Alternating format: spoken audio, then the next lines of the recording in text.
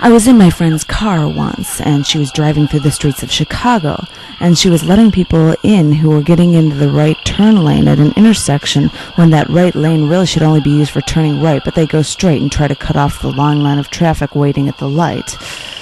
Well, as I said, she's letting those people get in front of her, and she's stopping at four-way stop intersections and waving other cars to go in front of her, and then she's going under the speed limit, and I'm thinking, my God, she's under 30 years old, and she's driving like she's twice her age, and I want to tell her to get going because, damn it, I don't want to die in this car. I've got a lot of living to do. I've never jumped out of an airplane or made $1 million or been in a lustful affair with a high-ranking political candidate, and if I'm going to go out, I surely don't want to die of boredom while someone else is staying in the most congested lane of traffic when they could just as easily get into the next lane and cut everyone off in front of them when they eventually have to merge like I would most certainly do.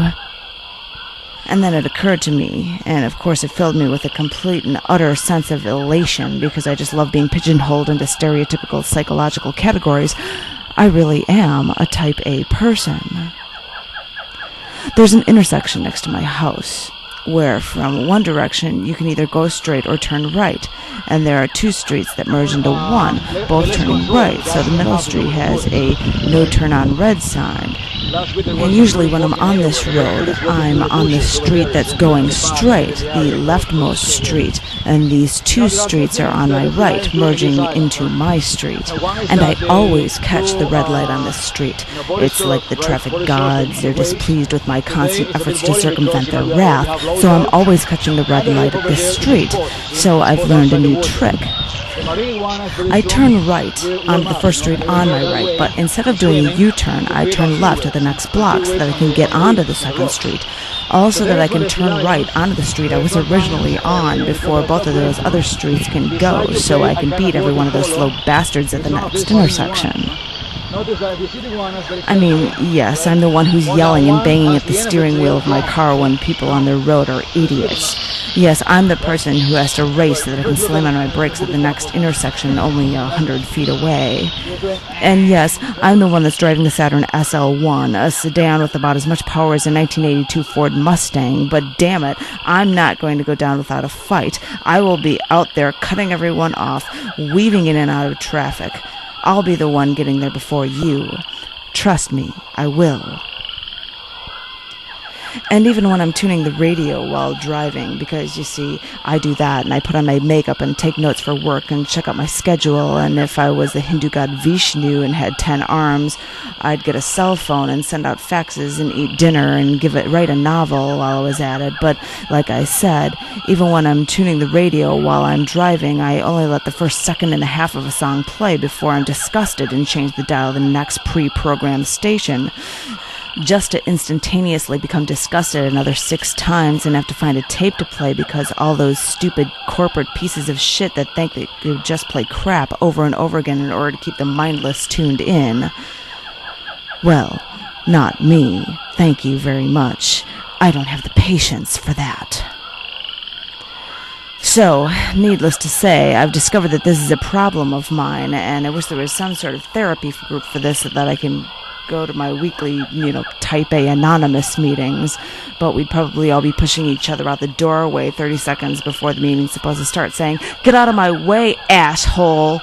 You should have thought about being late before you tried to cut me off." And the meetings themselves would probably be filled with people yelling, "Hey, jerk, I think I was talking. What, do you think you're some god or something?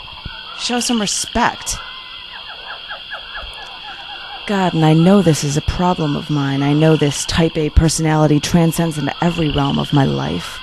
When I get on the elevator in the morning to get to my office on the 18th floor, I try to make the doors close as quickly as possible so that no one else can get on the elevator with me, because, I really do hate all people and surely don't want to be into a cramped, confined space with a bunch of strangers. But when people do get on the same elevator with me, they inadvertently press buttons on the floors 15, 16, and 17, and I start pursing my lips, stopping myself from saying, "Oh, you people couldn't stand to walk a flight of stairs? You just had to press all of these buttons to stop me from getting to my goddamn floor in a reasonable amount of time?"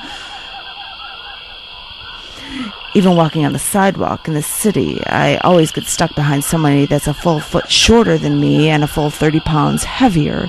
Someone who labors to walk very, very slowly. Someone who actually sways rhythmically when they walk, like a metronome, or like a person standing on the edge of a dance floor, rocking back and forth, all too afraid to actually ask someone to dance, or else afraid to go out and dance and make a fool of themselves in front of the cool people who have figured out what rhythm really is.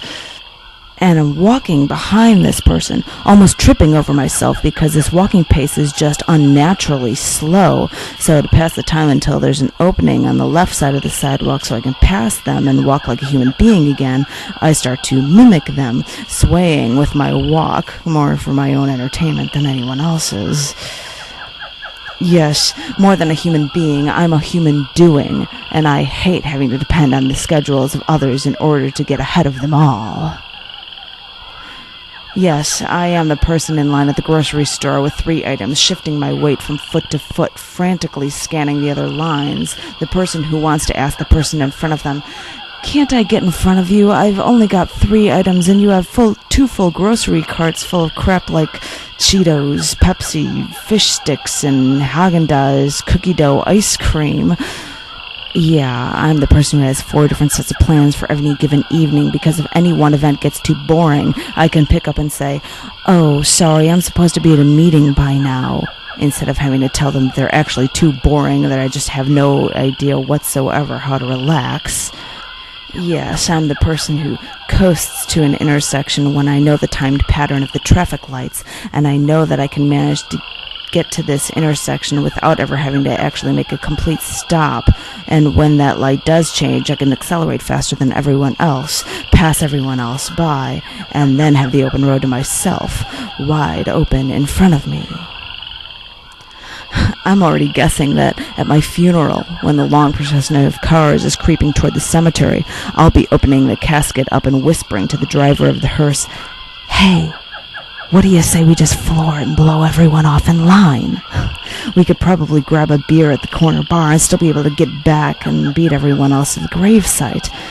Because, as I said, I'm a type A person, and I'm going to make damn sure that I do as much living as I possibly can. I'm not going down without a fight. And wherever that goddamn goal line is, I swear I'll beat everyone to it."